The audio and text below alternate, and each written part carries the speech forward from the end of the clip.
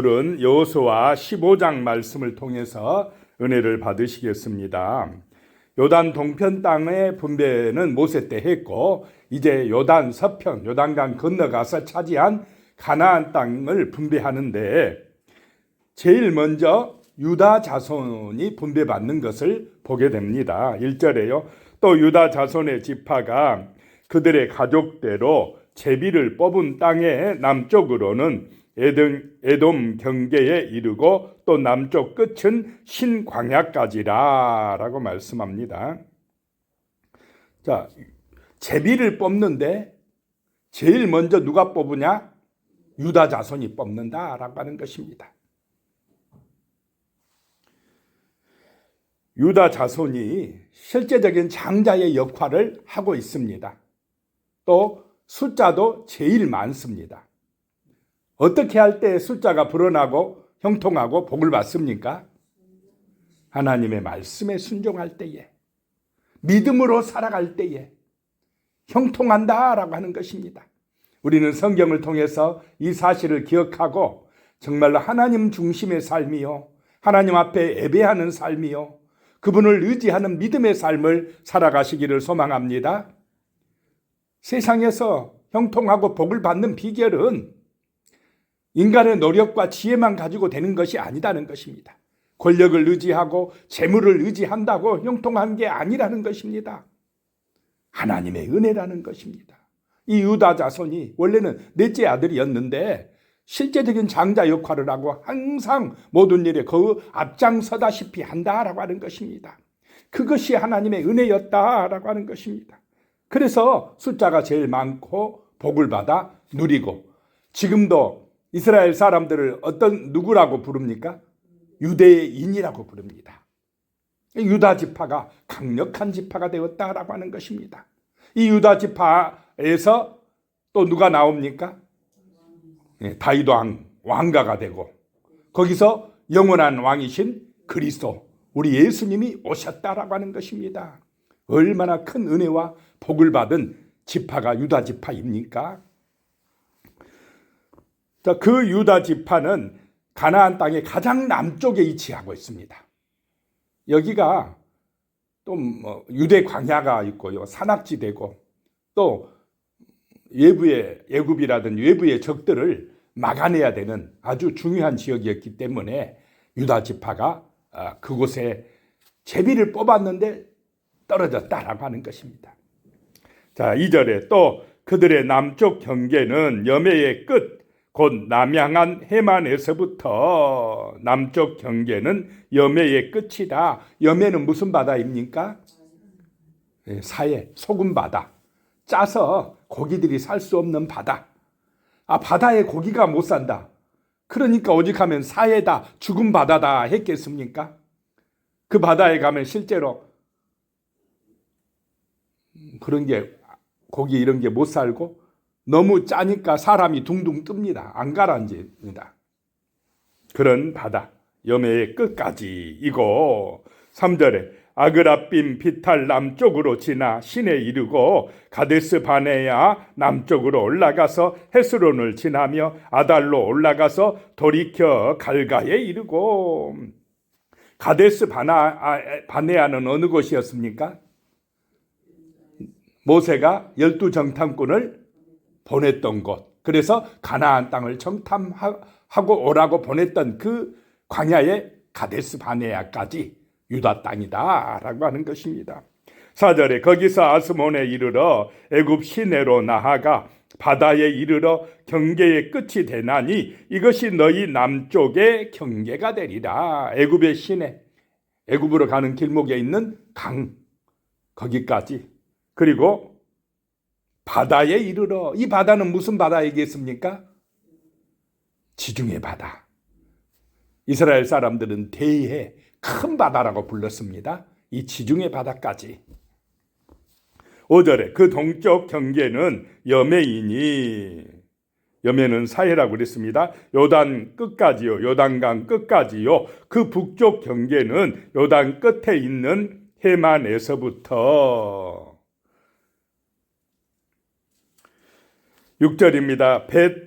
벳 호굴라로 올라가서 벳 아라바 북쪽을 지나 누벤 자손 보한의 돌에 이르고, 보한의 돌이란 돌이 있는데 여기가 북쪽 경계입니다.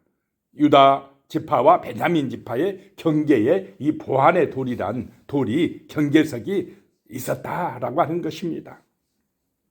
7절에요. 또 아골 골짜기에서부터 드비를 지나 북쪽으로 올라가서 그 강 남쪽에 있는 아둠빔 비탈 맞은편 길가를 향하고 나아가 엔 세메스 물들을 지나 엘로결에 이르며, 아골 골짜기에서부터, 아골 골짜기 하면 누가 생각납니까?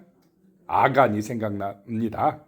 아이성 전투에서 하나님 앞에 다 바치라 했는데 욕심이 나가지고 자기 장막에 숨겼다가 그 아간과 그 가족들이 돌에 맞아 죽은 곳이 바로 아골 골짜기였다라고 하는 것입니다.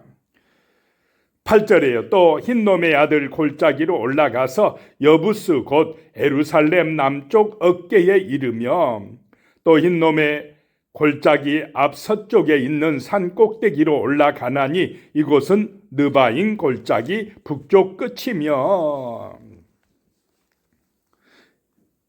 여부스 곧 예루살렘이라고 그랬습니다.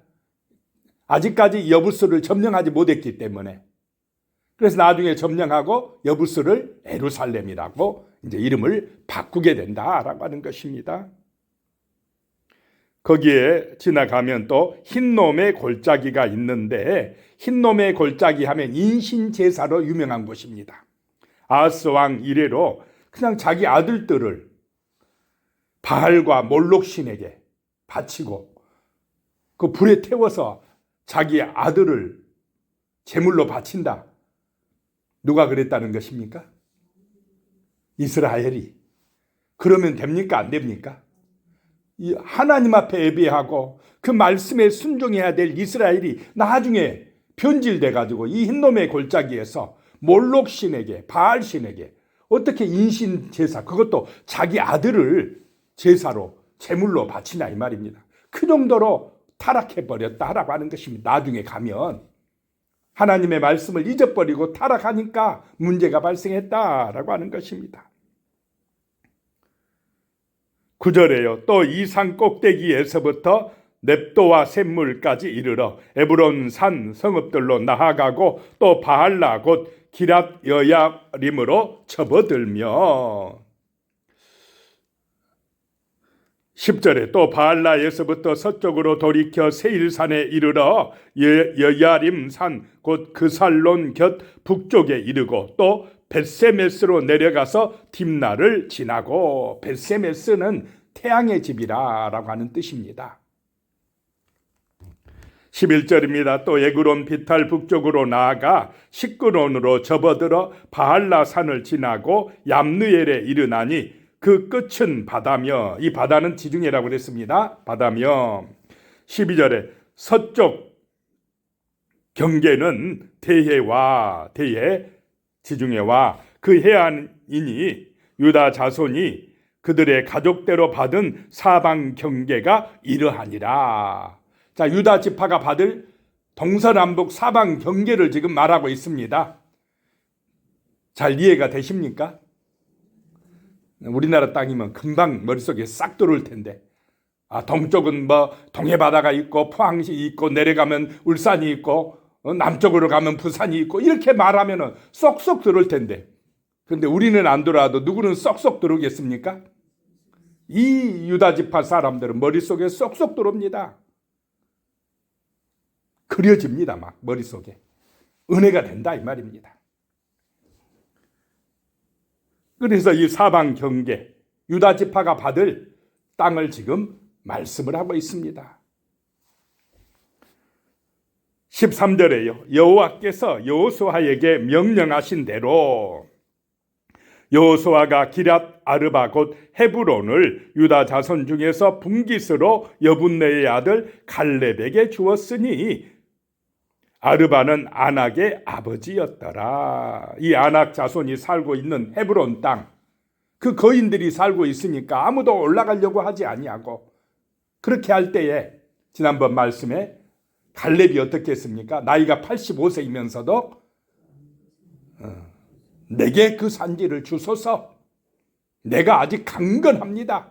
하나님이 40세 때나 85세 먹은 지금이나 내게 힘을 주셔서 강건하게 하셨나이다.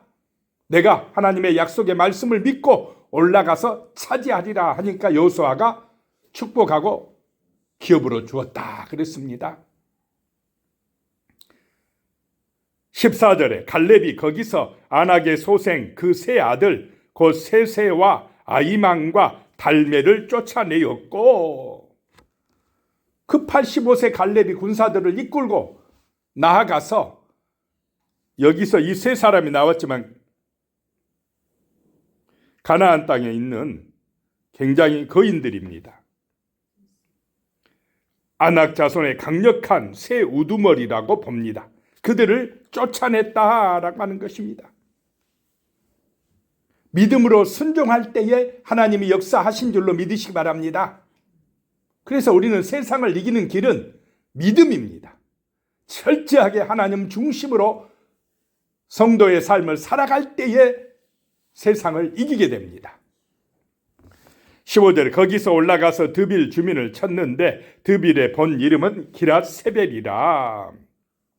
16절에요. 갈렙이 말하기를 기랏세벨을 쳐서 그것을 점령하는 자에게 내가 내 딸 악사를 아내로 주리라 하였더니, 하나님의 말씀에 순종하고 용감하게 나가서 기랏세벨을 차지하는 사람을 내 사이로 맡겠다라고 갈렙이 이야기를 했다는 것입니다. 그랬더니 17절에 갈렙의 아우 그나스의 아들인 온니엘이 그것을 점령함으로 갈렙이 자기 딸 악사를 그에게 아내로 주었더라. 이 온니엘이 나중에는 최초의 사사가 됩니다. 그래서 메소포타미아 왕 구산 리사다임을 물리치는 그런 역할을 하게 됩니다. 믿음으로 승리하게 된 줄로 믿으시기 바랍니다. 하나님은 믿음 있는 자를 쓰신다는 것입니다. 18절에 악사가 출가할 때에 그에게 청하여 자기 아버지에게 밭을 구하자 하고 나귀에서 내림에 갈렙이 그에게 묻되 내가 무엇을 원하느냐 하니, 19절에요. 이르되 내게 복을 주소서 아버지께서 나를 네겝 땅으로 보내시오니 샘물도 내게 주소서 하며 갈렙이 윗샘과 아랫샘을 그에게 주었더라 라고 말씀합니다. 네겝 땅으로 보낸다. 딸을, 지금 이제 결혼한 딸을 네겝 땅으로 보낸다라고 이야기하고 있습니다. 자기 자식을 좋은 땅 주고 싶겠습니까? 별로 안 좋은 땅을 주고 싶겠습니까? 좋은 땅을 주고 싶겠죠, 부모의 마음이. 그런데 이 네겝 땅은요, 메마르고 건조한 땅입니다. 사막의 땅이라는 것입니다. 너 자기 사이한테도 이 건조한 땅, 메마른 땅을 개척해 라고 그 땅을 준 것입니다. 그랬더니 딸이 좀 서운한 마음이 들었던지, 그러면 아버지 샘물도 내게 주소서. 그 메마른 땅에 샘물 없이 어떻게 살아갑니까? 그래서 윗샘 아랫샘을 주었다라 라고 말씀합니다. 윗샘은 높은 지역에 있는 샘이고 아랫샘은 낮은 지역에 있는 샘입니다. 그래서 그 딸과 사이에게 그 건조한 땅에 가서 정복하고 살아라 라고 한 것입니다. 참 갈렙이 멋집니까 아닙니까? 그냥 좋은 땅 주고 싶은 게 부모의 마음인데 오히려 너희들이 앞장서서 힘들고 어려운 땅에 가서 개척하고 살아라 이렇게 했다는 것입니다. 20절에 보면 유다 자손의 지파가 그들의 가족대로 받은 기업은 이러하니라. 자, 제비를 뽑아서 땅은 정했지만은 가족 수대로 땅의 크기를 정했습니다. 유다 지파가 가족 수가 많으면 유다 지파의 땅이 더 다른 지파보다 어떻게 되겠습니까? 많아집니다. 왜냐? 숫자가 많으니까. 제비를 뽑아서 분배하지만은 그 가족의 형편, 그 지파의 형편을 고려합니까? 안 합니까? 고려해서 살게 했다. 이게 하나님의 정말 은혜다는 것입니다.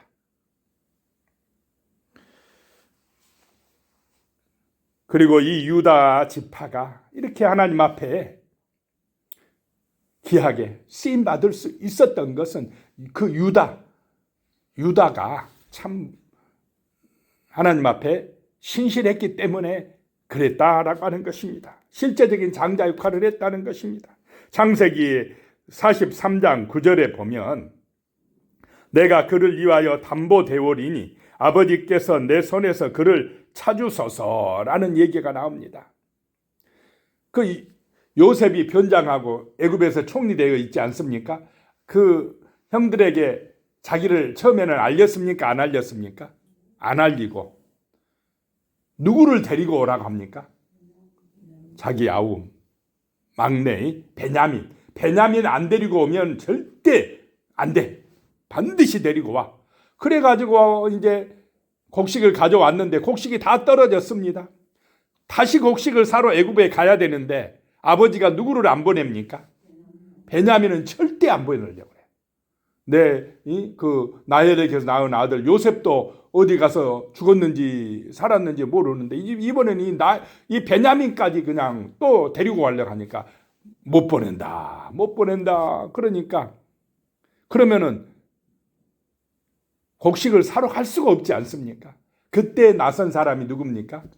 유다입니다. 아버지, 내가 이 베냐민 데리고 가서 내가 대신 담보로 잡혀 있고 이 아이를 반드시 아버지 앞으로 데리고 올 테니까 제발 보내주세요. 이렇게 되다가는 우리 가족도 다 굶어 죽습니다 하면서 자기 자신이 담보 내겠다고 대신 죽겠다고 이렇게 아버지께 사정하니까 야곱이 그걸 이제 안심이 돼서 그래 데리고 가거라 라고 허락을 합니다. 그런 믿음, 책임지려고 하는 자세, 자기 목숨을 거는 이런 헌신적인 자세, 그걸 보시고 하나님이 이 유다 지파를 축복하신 줄로 믿으시기 바랍니다. 그래서 항상 이제 모든 면에서 유다가 장손의 역할을, 장남의 역할을 하게 되어졌다라고 하는 것입니다. 21절에요. 유다 자손의 지파의 남쪽 끝 에돔 경계에 접근한 성읍들은 갑스엘과 에델과 야굴과 그랬습니다. 여기서 첫 번째 그 유다 지파에 차지한 지역을 한 네 구역으로 나눌 수가 있는데 첫 번째 21절에서 32절까지는 에돔 경계의 네겝 지대입니다. 에돔하고 경계하고 있는 남쪽 사막지대, 건조한 땅, 그런 땅들이 나오고, 두 번째로는 33절에서 47절까지는 애굽 시내와 지중해로 뻗어가는 평지에 대한 그 지명들이 나오고 있습니다. 그리고 세 번째로는 48절에서 60절까지는 산악지대, 그 산악지대에 대한 지명들이 나오고 있고요. 네 번째로 61절에서 62절까지는 광야지대의 지역 이름이 나오고 있습니다. 그렇게 해서 지금 유다 지파가 차지한 그런 지명들이 다 나오는데 별로 아는 지명들이 없죠. 그러니까 딱딱하고 재미가 없습니다. 저도 이런 데 설교하려면 정말 머리 아픕니다. 은혜 될 만한 내용이 별로 없어요. 자, 그 다음에 63절에 마지막 절에 보면 예루살렘 주민 여부스 족속을 유다 자손이 쫓아내지 못하였으므로 여부스 족속이 오늘까지 유다 자손과 함께 예루살렘에 거주하니라 라고 말씀합니다. 쫓아내지 못해서 거기 거주하면서 이제 가시 역할을 했다라고 하는 것입니다. 기도하겠습니다. 하나님 아버지, 오늘 유다 지파가 차지한 여러 지명들을 봤습니다. 유다가 실제적인 이스라엘의 정말 장자 역할을 한 것은 그의 믿음과 정말로 하나님을 의지하는 신앙 때문이었습니다. 모든 것을 책임지려고 하는 헌신적인 자세였음을 믿습니다. 하나님 아버지, 우리에게도 그런 믿음, 그런 은혜를 허락하여 주시옵소서. 그리하여서 풍성한 복을 받고 유다 지파처럼 형통하고 번성하는 역사가 나타나게 도와주시옵소서. 예수님의 이름으로 기도드리오며, 이제는 우리 주 예수 그리스도의 은혜와 하나님 아버지의 무한하신 사랑과 성령의 교통하심이 영원히 함께 하시기를 축원하옵나이다. 아멘.